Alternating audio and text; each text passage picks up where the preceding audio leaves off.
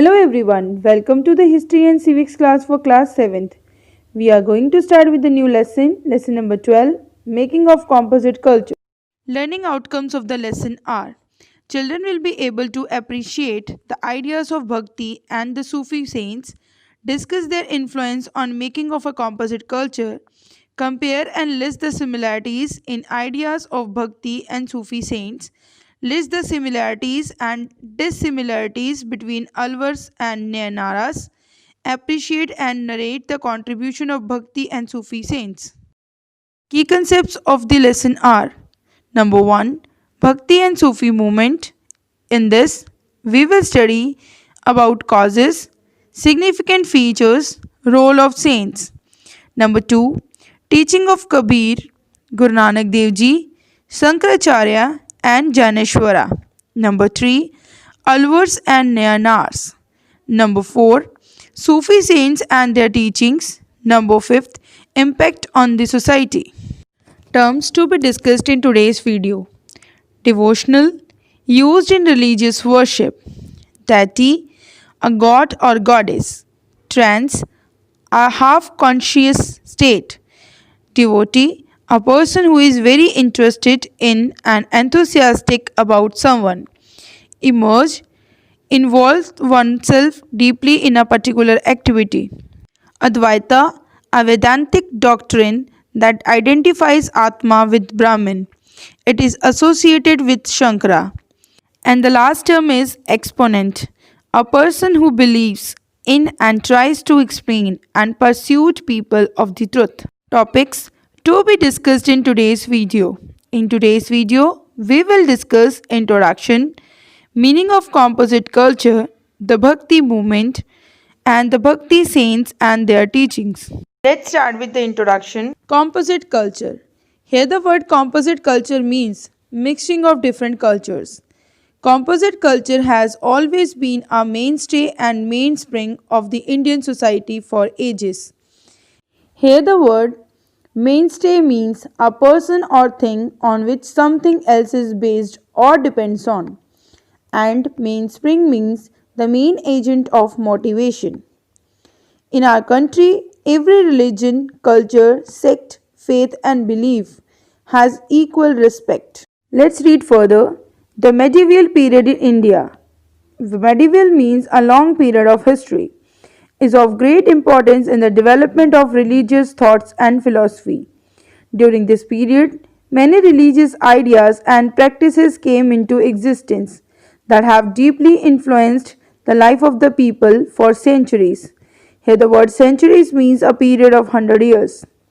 Among them, the two main popular beliefs were the Bhakti movement and the Sufi movement.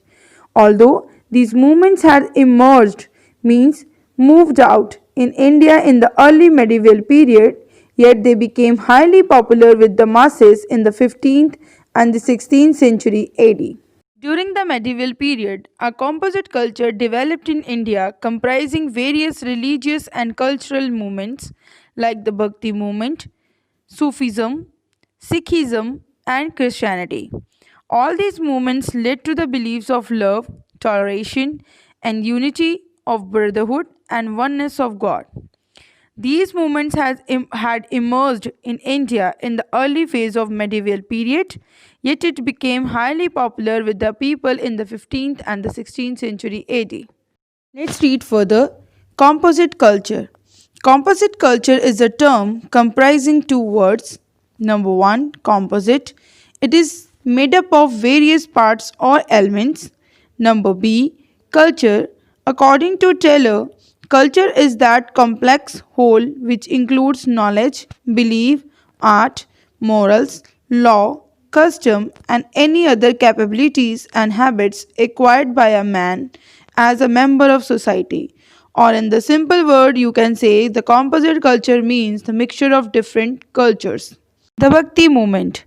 Bhakti is a devotional worship directed to one supreme deity. Devotional means used in religious worship, and deity means god or goddess. It stresses the union of devotees with God, where they attain a trance like state. Trance means a half conscious state. The Bhakti movement had its roots in the principles of the Upanishads and the Bhagavad Gita. Ramanuja, the great South Indian reformer, had preached the doctrine of love and devotional to Brahma. A number of saints followed him and declared that a person can realize God is irrespective of caste and creed by means of love and devotion. They laid emphasis on the oneness of God. They declared that fast, worship of idols, and caste were of no help in obtaining salvation, means mukti. The message of mutual love and brotherhood paved the way for a better and the true understanding between Hinduism and Islam. Let's read further. Saguna Bhakti means with attributes. It includes traditions that concentrated on the worship of specific deities, for example, Shiva, Vishnu, and his incarnations, avatars, and various forms of goddess. Incarnation means a person who embodies in the flesh a deity, spirit, or a quality. Saguna Bhakti is worship of God with form, and Nirguna Bhakti is worship of God without form. They are two sides of the same coin. The Guru is the embodied form of the formless absolute God. He or she is none other than the God Himself, because God is the name attributed to the Supreme Self when it chooses to assume the name and form. In fact, bhakti is the easiest and the least complicated way anyone and everyone can follow it. The Alvars. The Alvars were those devotees.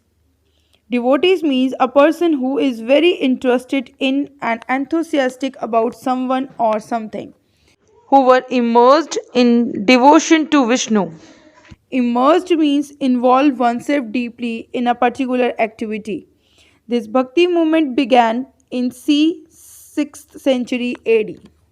Alvars were the famous Tamil poet saints of Tamil Nadu, and they praised the Hindu supreme god Vishnu and his avatar Krishna with their own composed songs. Let's continue. The Nayanars. The Nayanars were devotees of Shiva. The Alvars and Nayanars traveled from place to place. They used to sing hymns in Tamil in praise of their gods. Here, the word hymns means religious songs. The Alvars and Nayanars also began a movement of protest against the caste system. Here, the word caste system means division of people into groups according to their birth. The Nalaira Divya Prabandhanam, a collection by the Alvars, was mentioned in the Tamil Veda. The Nayanars were a group of 63 saints living in Tamil Nadu during the 6th to 8th centuries CE who were devoted to the Hindu god Shiva. Nayanars were saints devoted to Shiva and Alvars were the saints devoted to Vishnu.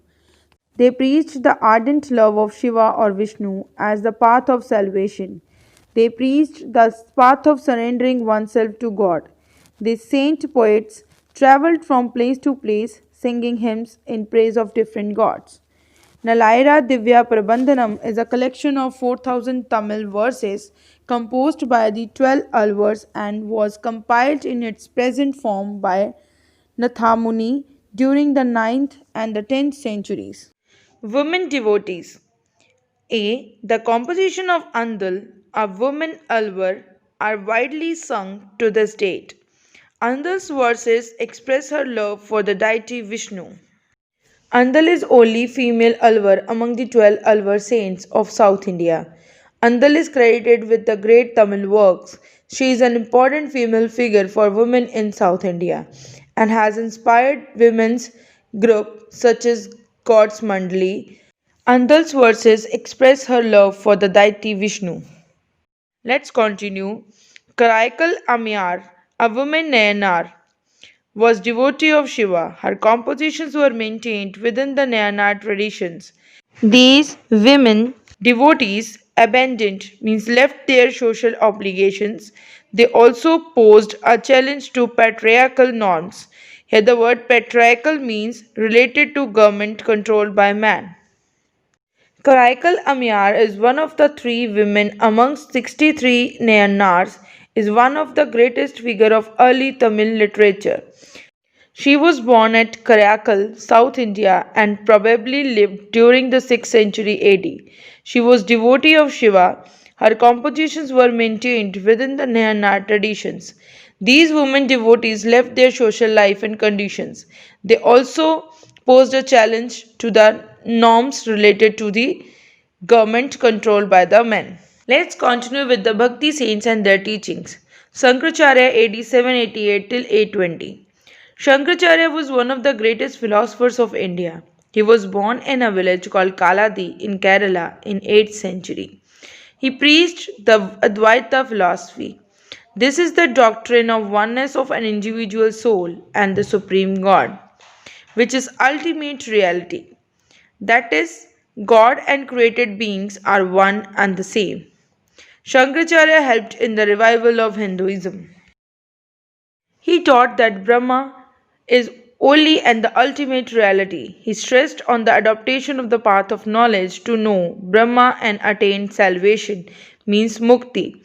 He also preached that the world around us was an illusion or maya. What does the word mean salvation here? Salvation means free from worldly desires. Shankaracharya established four centers of learning called maths. These maths are located at Badrinath North, Jagannath Puri East, Dwarka in the west, and Sringeri in the south. Thus, he made an attempt to unify India culturally. Adi Shankaracharya was an Indian philosopher and theologian. He was born in a village called Kaladi in Kerala in the 8th century. He consolidated the doctrine of Advaita Vedanta. He is credited with unifying and establishing the main currents of the thought in Hinduism.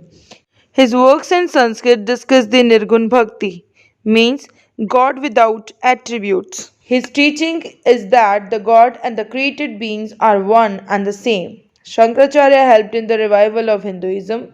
He taught that Brahma is the only and the ultimate reality, stressed on the adaptation of the path of knowledge to know Brahma and attain salvation. He taught the nations and preached the world around us was an illusion or maya. He established four centers of learning called maths. These maths are Badrinath in the north, Jagannath Puri in the east, Dwarka in the west, and Sringeri in the south. Let's continue with Janeshwara. AD 1275 till 1296. Janeshwara was born in AD 1275 at Epigaon and district Aurangabad, Maharashtra. He was a saint, poet, philosopher, and yogi. He opposed caste system and religious rituals. He composed the Yananshwari in AD 1290. It was a commentary on the Bhagavad Gita. He experienced the rigidity of the caste system. Janeshwara initiated into the Nath Yogi tradition. He chose the new Marathi language instead of the classical Sanskrit language. His devotional compositions are called Abhyangs. He died in AD 1296 at the age of 21. Janeshwara was a 13th century Indian Marathi saint, poet, philosopher, and yogi of the Nath Vishwanathan tradition. He was born in AD 1275 at Epigaon district of Aurangabad, Maharashtra. In his short life of 21 years, he composed Dhananshwari and commentary on the Bhagavad Gita and Amrit Anubhav. These are the oldest surviving literary works in the Marathi language under the patronage of the Yadava dynasty of Devnagari, and these are considered to be the milestone in Marathi literature. Sant Dhaneshwara's ideas reflect the non dualistic Advaita Vedanta philosophy and an emphasis on yoga and oneness of Vishnu and Shiva. His devotional compositions are called Abhyangs. He died in AD 1296 at the age of 21. Let's start with Kabir, 14th till 15th century. Kabir had a firm faith in one God. He did not make any distinction between Hinduism and Islam. God is called by different names such as Aram, Allah, Hari, Khuda, and Govind. God is Nirakar, formless. Union with God can be obtained through bhakti. Kabir criticized Superstitions. Superstitions means false beliefs, religious rituals, idol worship, and the caste system. Kabir was not only a saint but also a stern social reformer. Social reformer means a person who brings changes into society. His followers are known as Kabir Panthis. Kabir's poems are found in many languages and dialects. In his poems, diverse and sometimes conflicting views are expressed. Saint Kabir Das ji was a 15th century Indian mystic poet and saint whose writings influenced Hinduism Bhakti movement, and his verses are found in Sikhism scripture Adi Granth. His early life was in Muslim family, but he was strongly influenced by his teacher and the Hindu Bhakti leader Ramananda. Kabir suggested that true God is with the person who is on the path of righteousness. Kabir's legacy survives and continues through the Kabir Panth, path of Kabir. Legend has it that Kabir was actually the son of a Brahmin widow who abandoned him, and that he was found by a Muslim weaver named Niru and who adopted the boy and taught him the weaver's trade. During his lifetime, Kabir was threatened by both Hindus and Muslims for his views. When he died, both Hindus and Muslims he had inspired claimed him as theirs. When Kabir died, his Hindu and Muslim followers started fighting about the last rites. The legend is that when they lifted the cloth covering his body, they found flowers instead. The Muslim followers buried their half, and Hindu cremated their half. Poems of Kabir were verbally composed. He never wrote any of his poem. He was an illiterate. His famous दोहे और साखी were as follows. बड़ा हुआ तो क्या हुआ जैसे पेड़ खजूर पंछी को छाया नहीं फल लगे अति दूर गुरु गोविंद दोनों खड़े काके लागू पाए बलिहारी गुरु आपने गोविंद दिया बताए Guru Nanak Dev Ji AD 1469 till 1539. Guru Nanak Dev Ji was a leading exponent of the Bhakti movement. He was born in a village called Nankana Sahib, presently in Pakistan. Guru Nanak's teachings were amazed at the depth of his spiritual wisdom. Guru Nanak Dev Ji advocated a form of Nirguna Bhakti, means without attributes. He rejected rituals, bath, sacrifices, and image worship. He said that the Absolute or Rab had no gender or form. Guru Nanak Dev Ji proposed an easy way to connect to the divine by remembering and repeating the divine name. He expressed his ideas through hymns called Shabad. Guru Nanak Dev Ji would sing these compositions in different rags, while Bhai Mardana played the rabab. Guru Nanak laid emphasis on the oneness of God, his concept of the God as formless and timeless. It appears that Guru Nanak Dev Ji did not intend to start a new religion, but his followers evolved a new religion known as Sikhism. Guru Nanak Dev Ji organized his followers into a community. Guru Nanak Dev Ji appointed Angad, one of his disciple means student, to succeed him as a guru. The original name of Guru Angad Dev Ji was Bailana. Guru Arjan Dev Ji, the fifth Guru, compiled the Adi Granth Sahib. Its hymns are called Gurbani. सतगुर नानक प्रगटिया मिट्टी तुंद जग चानन होआ ज्यों कर सूरज निकलिया तारे छपे अंधेर पलोआ. On the divine emergence of the true Guru, Guru Nanak, the ignorance, fog, or mist is set free, and the light of the true knowledge scattered around the world. As with the appearance of sun, the stars disappears and the darkness is dispelled. Guru Nanak Dev Ji was born when India was going through very unsettled period. Punjab has been in the root of many invasions of India. Lodhis and later Muslims invaded, ruled, and some went back with plunder, loot, and some stayed back to continue their rule.